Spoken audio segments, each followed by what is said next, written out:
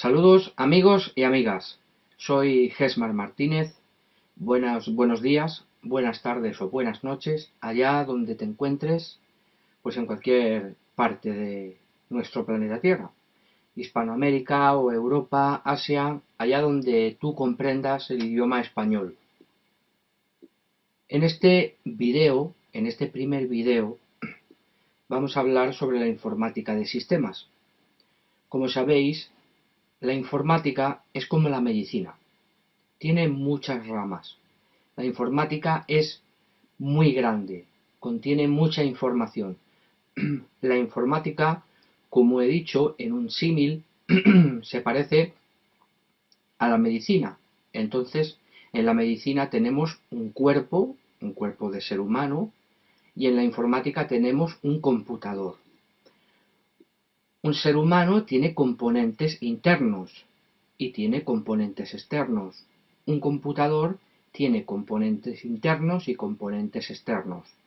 Un cuerpo humano necesita de una pequeña energía para funcionar. Un computador necesita de energía de una pequeña cantidad, pero constante, para poder funcionar. Nosotros, como seres humanos, necesitamos, digamos que un alma, también un intelecto, un conocimiento, para poder ser personas y poder comunicarnos con los demás. Un computador también necesita de un alma, en este caso, un sistema operativo. El ser humano necesita también de un dispositivo para portar ese alma, ¿no? O en este caso es el cerebro. En el ordenador, el dispositivo es el disco duro.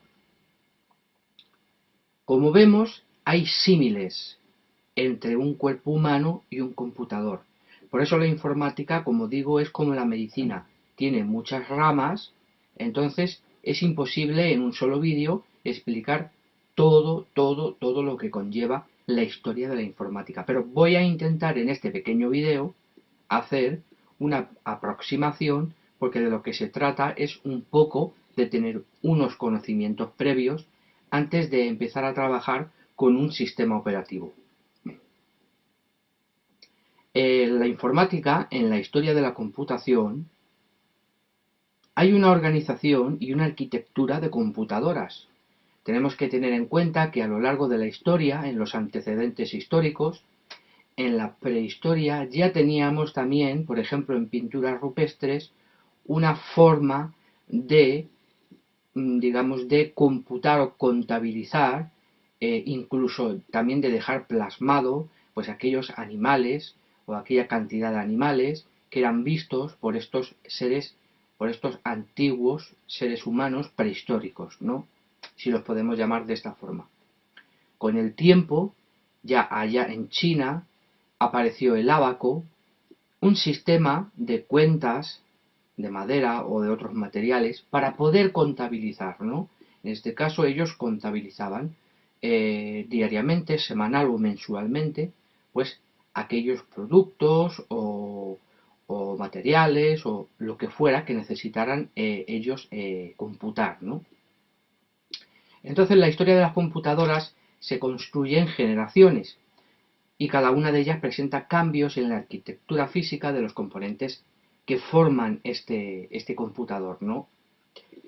Por eso sabemos que allá por la primera generación, allá entre los años de 1946 y 1959, aparecieron las primeras computadoras que conocemos como tubos de vacío para conducir la electricidad, ¿no? Fijaros que estos computadores eran armatostes inmensos, muy lentos, pero que en un principio cumplían su función, porque tenemos que darnos cuenta que entre 1946 a 59 realmente los computadores no se usaban para lo que se usan hoy en día.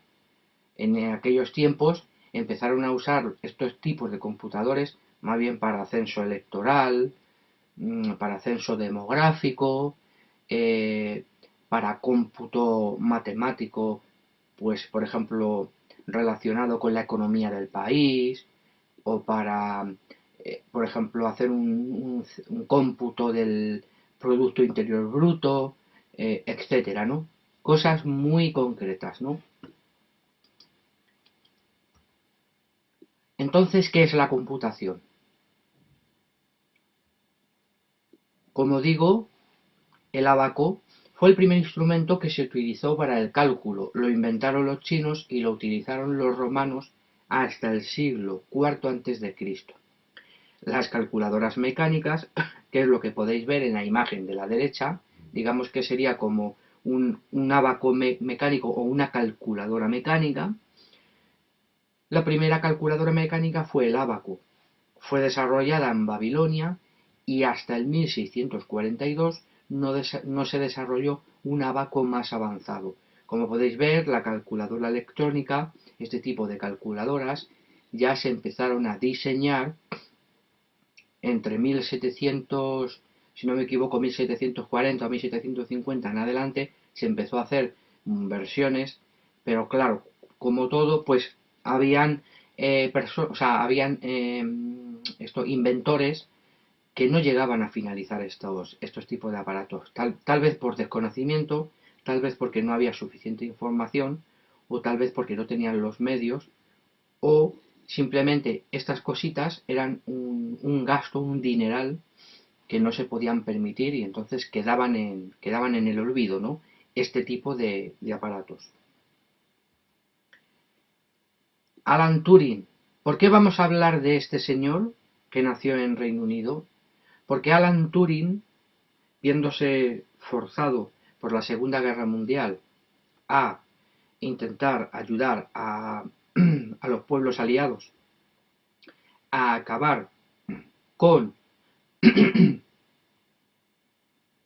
con la guerra, con la Segunda Guerra Mundial y con la hegemonía de Alemania, que iba prácticamente pues ganando la guerra, Alan Turing fue llamado por el gobierno del Reino Unido para hacer una serie de pruebas, tuvo una serie de entrevistas y entonces le cogieron para crear un grupo con el MI6, que en aquellos tiempos era como si no existieran, o sea, se rumoreaba que existía un MI6, pero era como si no existiera, ¿no? Pero en la propia película de la vida de Alan Turing se habla perfectamente de que el MI6 era real.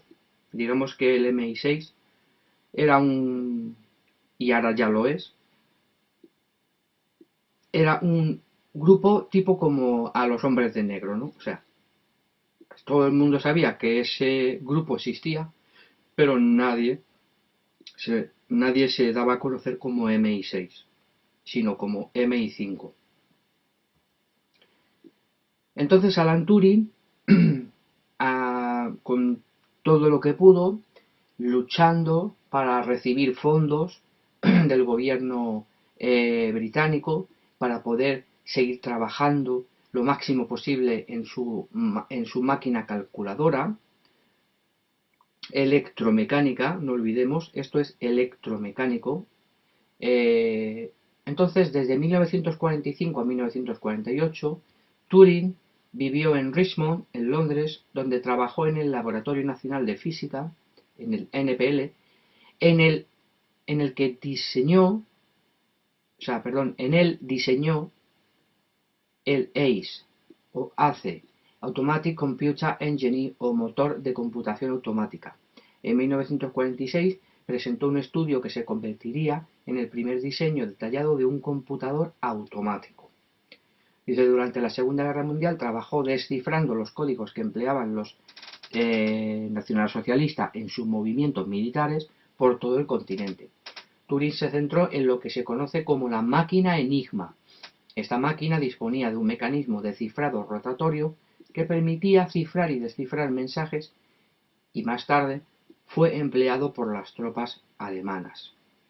Entonces, Alan Turing lo que hizo con este primer computador que creó entre los años de 1945 a 1948, pero bueno, el primer prototipo ya funcionó en 1945, pues fue una calculadora electromecánica que permitía descifrar los mensajes codificados de la Enigma y de esta manera pues consiguieron adelantarse a todos los ataques de los alemanes mediante los mensajes cifrados de su máquina Enigma, que era como una máquina de escribir. Lo que pasa es que cada letra tenía dos dígitos, tenía dos, podía ser número o podía ser letra. Entonces, esto era lo que traía de cabeza a los británicos, que consiguieron un modelo de la máquina Enigma. Tenéis que daros cuenta de que Alan Turing era matemático, entre otras ramas, y en este caso la criptografía era uno de sus hobbies, y no solo hobbies, sino estudios preferidos de Alan Turing, la criptografía. Y era matemático, claro. Entonces, diseñar este aparato revolucionario, pues fue todo una ardua tarea, ¿no? Porque digamos que con este computador completó lo que otros ya habían empezado con la famosa calculadora electromecánica, o mecánica o electromecánica. Definición de computación. Bien, la Wikipedia nos dice que la informática, también llamada computación, es una ciencia que estudia métodos, técnicas, procesos, con el fin de almacenar, procesar y transmitir información y datos en formato digital. En la segunda generación, que fue entre los años de 1959 a 1964, llegaron los transistores. Esto fue una gran revolución, porque un transistor representa 40 tubos de vacío, siendo los transistores más pequeños y duraderos. Tenemos que tener en cuenta que un tubo de vacío, que es como si fuera una especie de bombilla, eso tiene una duración limitada, y eso también, o sea, y ese tipo de aparatos pueden también fallar muy rápidamente debido a sobrecargas eléctricas, etcétera. Aunque se habían diseñado tubos de vacío con un sistema para evitar eso, para evitar los picos de tensión, pero aún así eran propensos a poder fallar. Entonces, entre los años de 59 a 64 aparecieron los transistores, y esto revolucionó la computación como se entendía con Alan Turing. La tercera generación vino en 1965 a 1971 con los circuitos integrados. Un circuito integrado es un pequeño encapsulado de silicón que contiene en su interior miles de transistores. En esta época era cuando Steve Jobs y Steve Wozniak estaban en la Universidad de Los Ángeles, de Silicon Valley, y también estaba Bill Gates, era cuando estaban en la universidad, ¿no? Y entonces, en aquella época seguían muy, muy de cerca esos primeros prototipos de computador, digamos, aceptable, de un tamaño aceptable, que estaban por salir, y que ellos seguían a través de una revista. Si queréis, esto lo podéis ver en la película que se llama Piratas de Silicon Valley. Una que es antigua, Piratas de Silicon Valley. Y vais a ver toda la historia de Apple, y la historia de Microsoft, y la historia de la hazaña de Steve Jobs, Steve Wozniak, y por otro lado Bill Gates con Microsoft. La cuarta generación llegó en 1972, y aquí es cuando empieza la revolución de los personal computers, o de los ordenadores personales, porque estos computadores ya tienen microprocesador, es una microcomputadora y es una computadora personal, quiere decirse, es un ordenador de dimensiones reducidas, pequeño, que se puede llevar a cualquier sitio y que nos permite hacer una serie de tareas, cosa que antes no se podía hacer con los computadores de primera generación.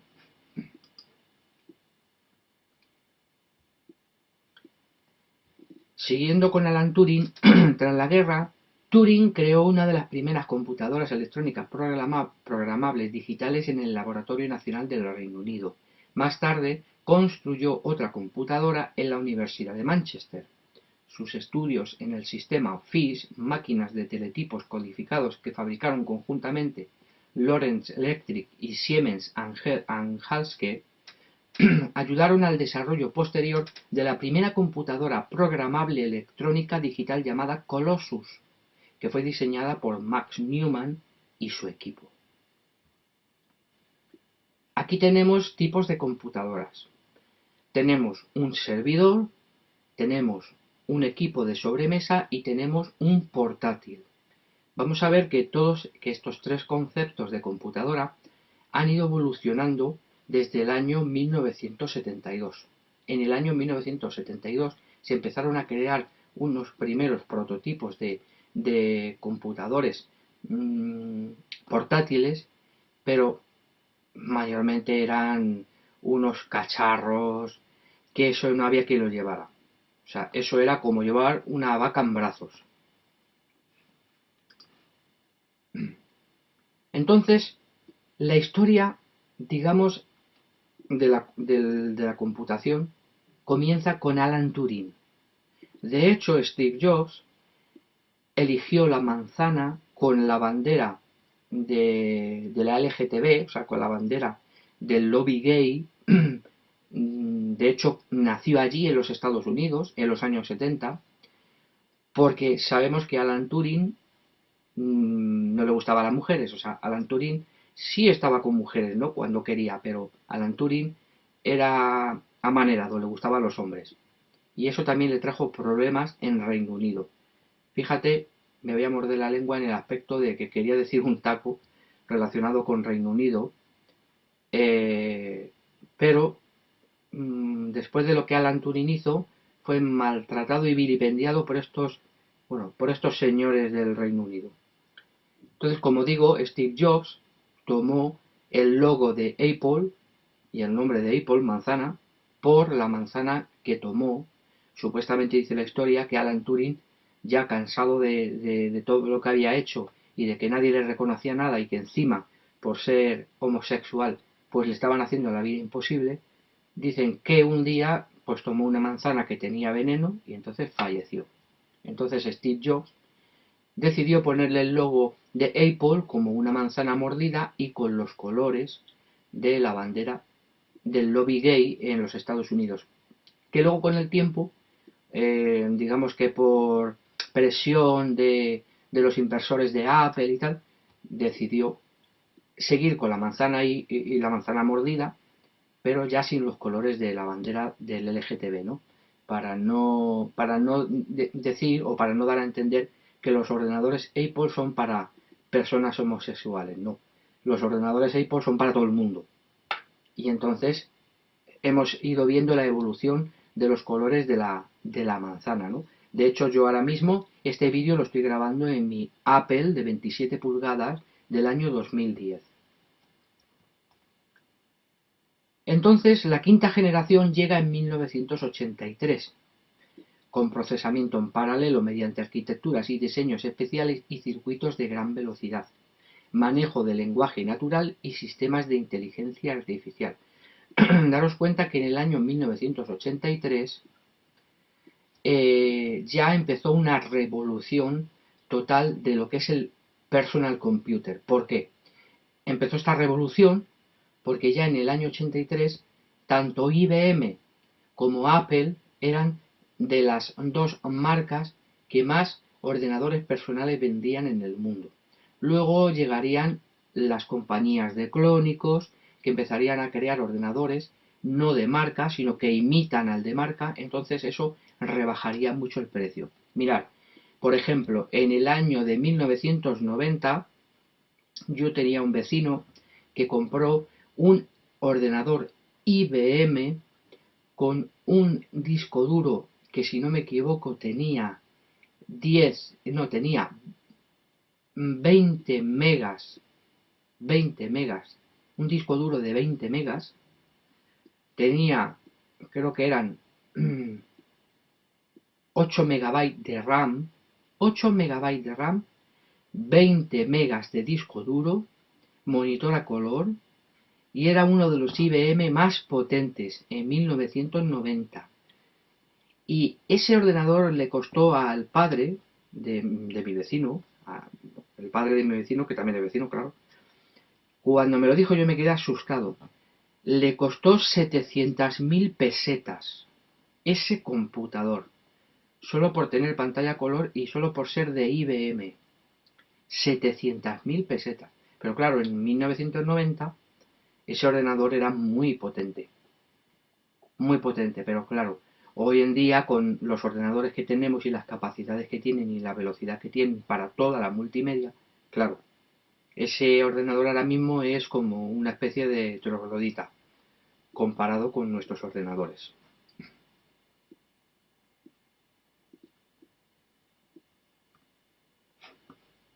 Y si continuamos, vamos a ver las características de cada uno, ¿no? Dice, entonces los servidores son usados para permitir el almacenamiento remoto de información que los usuarios en red podrán acceder para luego poder manipular en formato de lectura, escritura, modificación o creación, ¿no? O sea, podríamos leer un fichero, pero no hacer el resto, podríamos leer y escribir.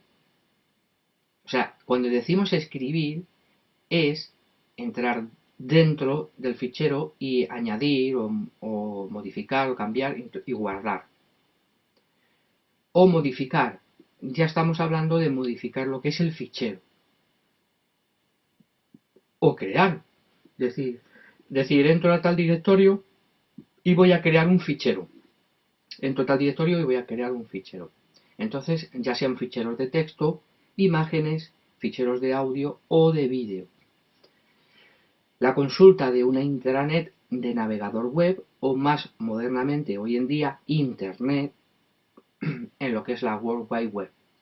La Internet nació del proyecto militar estadounidense DARPA, el cual luego fue bautizado como DARPANET. Los desktop son equipos de sobremesa que nos permiten trabajar a distancia o en la misma sede donde estemos trabajando, ya sea casa, oficina o en otro país, en un hotel o motel, lo que sea, conectados vía red o vía internet a miles y millones de servidores, en este caso, por ejemplo, la internet.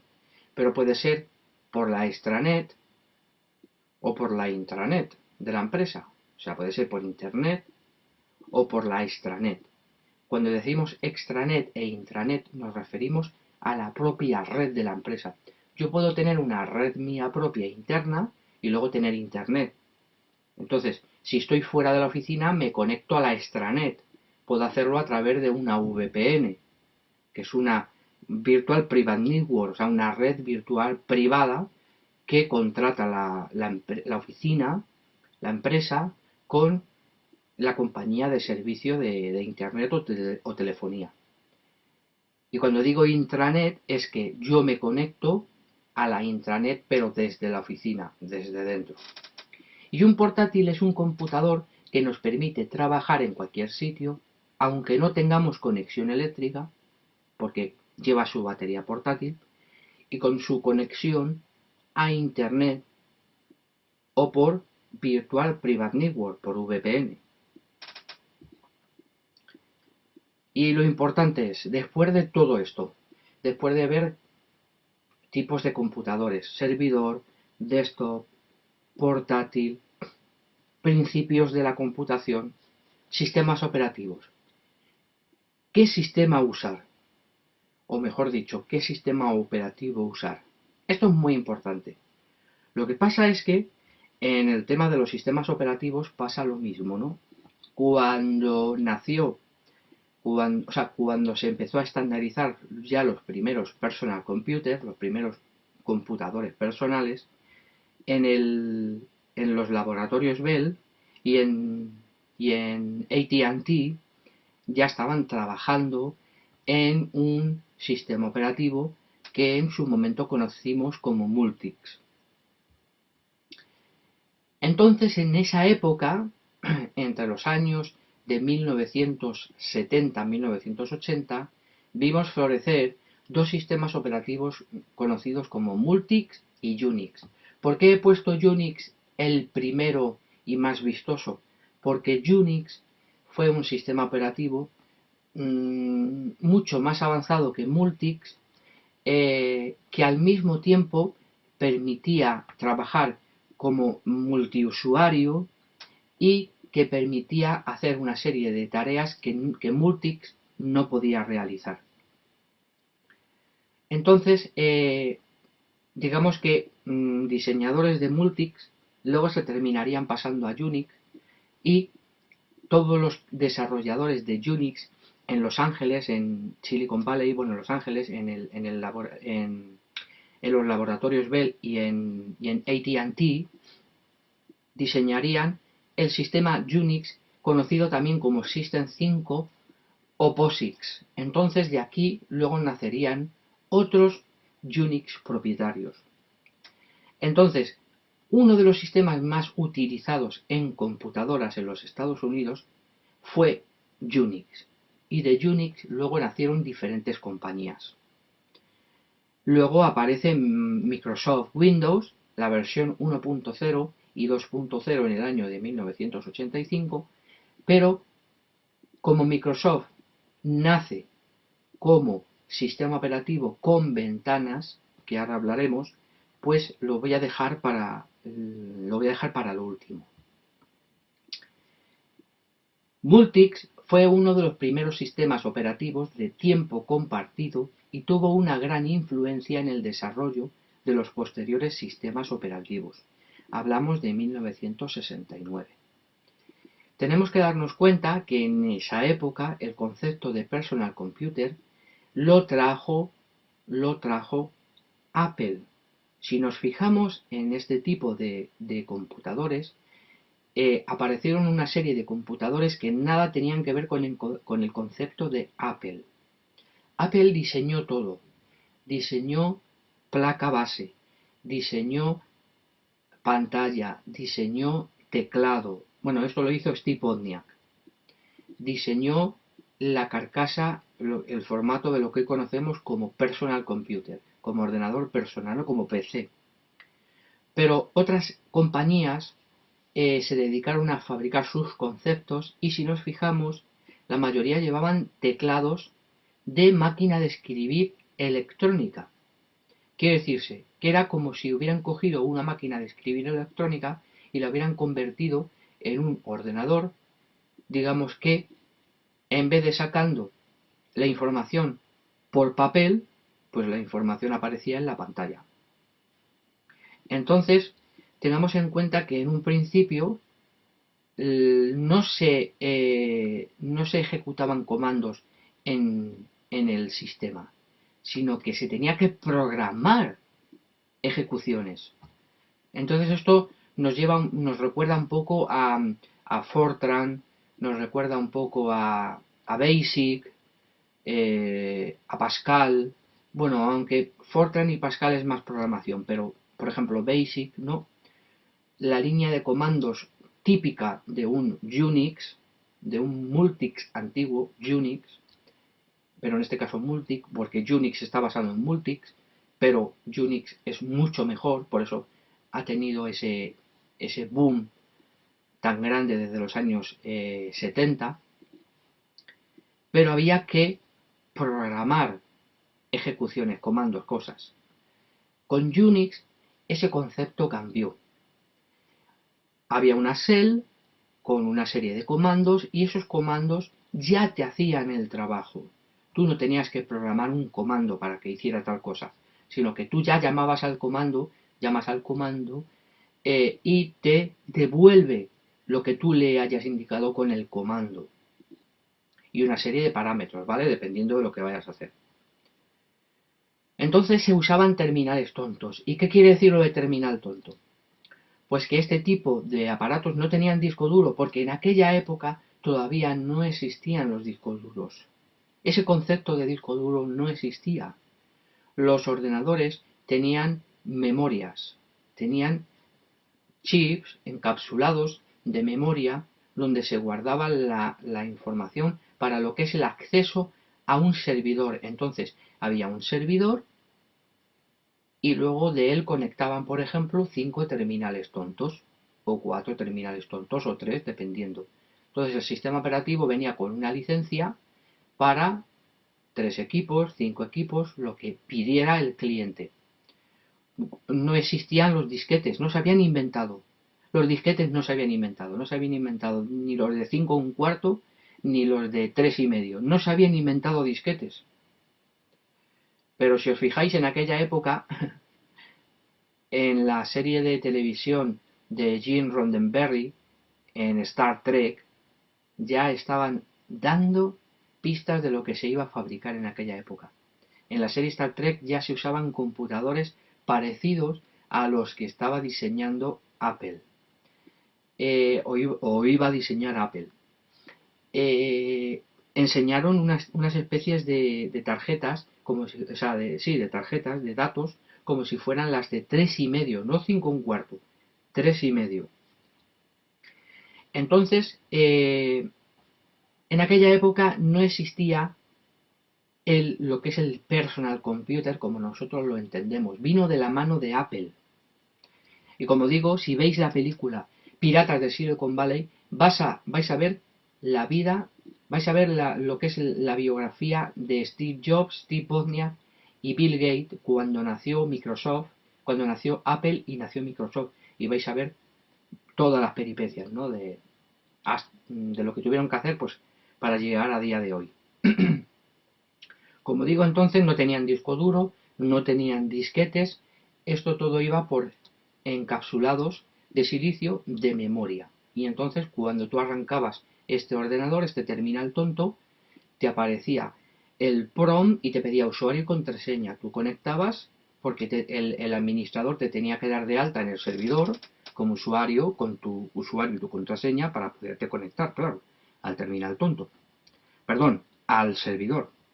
Entonces, como digo, terminales tontos son aquellos que no tienen disco duro y que conectan con un computador central que hace de servidor de usuarios. El acceso por lo normal se hacía al estilo de usuario y contraseña contra la base de datos del servidor.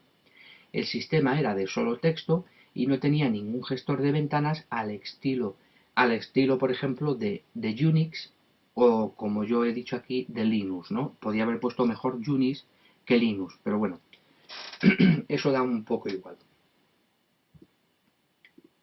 Entonces llega Unix. Unix es un sistema operativo portable, multitarea y multiusuario, desarrollado en principio en 1969 por un grupo de empleados de los laboratorios Bell y de AT&T, entre los que figuran Dennis Ritchie, Ken Thompson y Douglas McRoy, o McCloy, como se quiera pronunciar. Unix es una marca registrada de Novell después de una disputa con The Open Group en Estados Unidos y otros países. Esta marca solo se puede aplicar a los sistemas operativos que cumplen la Single Unix Specification de esta organización y han pagado las regalías establecidas, o sea, pagando las regalías. En el año de 1985 llega Bill Gates con su pequeña empresa Microsoft Windows. Mejor dicho, con su empresa Microsoft y su primer producto estrella Windows 1.0 y 2.0. La primera versión de Microsoft Windows, versión 1.0, fue presentada en noviembre de 1985. Compitió con el sistema operativo de Apple, carecía de un cierto grado de funcionalidad y logró muy poca popularidad. Windows 1.0 no era un sistema operativo completo, más bien era una extensión gráfica de MS2. Bill Gates había comprado a un programador un programa, mejor dicho, un sistema operativo que él llamaba DOS, Disk Operating System. Cuando Bill Gates adquirió DOS, lo llamó Microsoft DOS, o sea, MS2. Nos tenemos que dar cuenta de que ya en el año 87 fue cuando Microsoft Windows empezó a dar el salto evolutivo, ¿no?, de su sistema operativo con los personal computer, con los PCs de IBM. Cuando al principio IBM dio portazo a Apple porque decía que ese concepto de personal computer, que eso no iba a tener ningún futuro, cuando se dieron cuenta de que habían invertido muchísimo dinero otros en el proyecto de Steve Jobs y Steve Wozniak, concretamente creo que fueron 100.000, no sé si fueron $100.000 o algo así, no estoy muy seguro, $50.000 o $100.000 para empezar con Apple, fue cuando IBM se dio cuenta de que había metido la pata. Entonces llegó Bill Gates y dijo: yo tengo el sistema operativo que necesita para su ordenador, porque claro, IBM había creado el ordenador, IBM había creado el primer personal computer de IBM, pero no tenía sistema operativo y querían buscar a alguien que tuviera uno. Entonces llegó Bill Gates y dijo: sí, yo lo tengo. Y entonces fue cuando entregó Windows 1.0 y luego Windows 2.0. Entonces, 2.0 fue lanzado en noviembre de 1987 y fue un poco más popular que su predecesor. Windows 2.03, lanzado en enero de 1988, incluyó por primera vez ventanas que podían solaparse unas a otras. El resultado de este cambio llevó a Apple a presentar una demanda contra Microsoft debido a que infringían derechos de autor. Claro, esto es muy curioso, ¿no? Lo voy a resumir rápidamente. Steve Jobs y Steve Wozniak consiguieron una presentación del sistema operativo Xerox, de la compañía Xerox. Como Xerox había creado un computador, que era un bicharraco inmenso, pero habían diseñado el concepto de window, de ventana, habían creado el concepto de menú, habían creado el concepto de icono, habían creado también el famoso mouse, ratón, lo habían creado prácticamente todo. Cuando llegaron Steve Jobs y Steve Wozniak, aprendieron todo.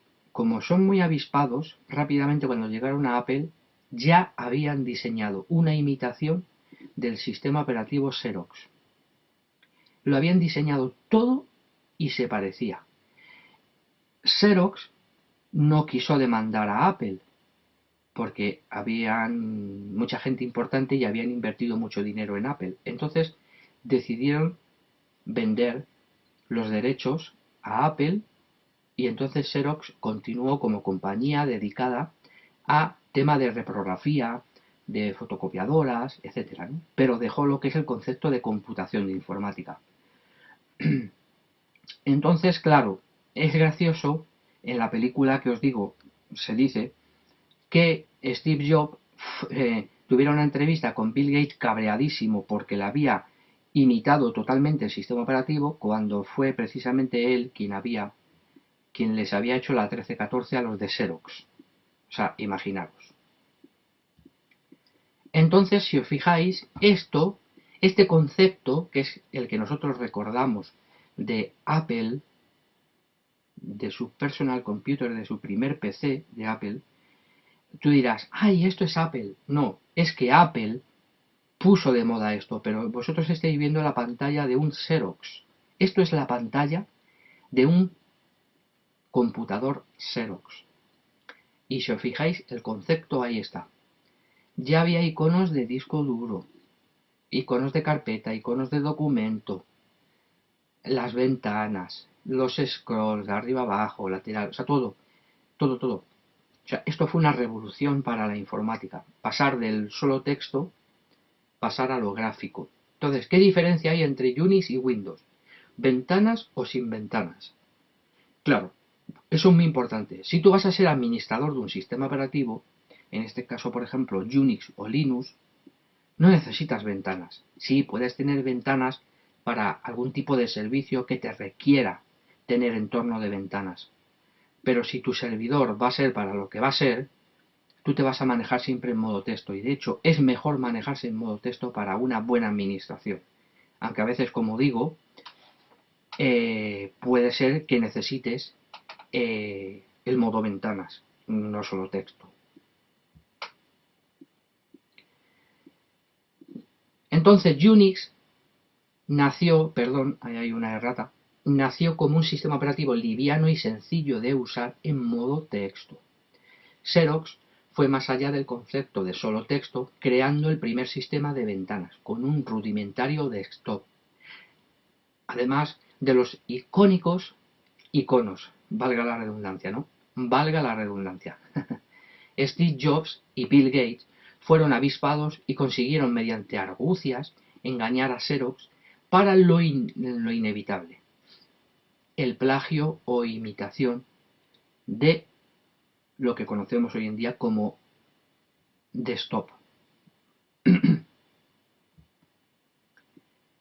Y llegamos al final. Espero que os haya gustado este vídeo.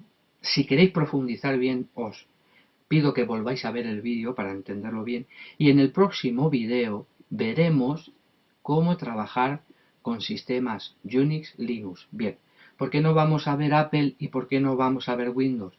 Porque yo soy administrador de sistemas y no voy a dar ningún curso de sistema operativo Apple ni de Windows. Os voy a hablar de un sistema operativo free, de un sistema operativo open source, que es Linux. Aunque Linux no es Unix, realmente en el concepto sí que lo es y en el uso es igual.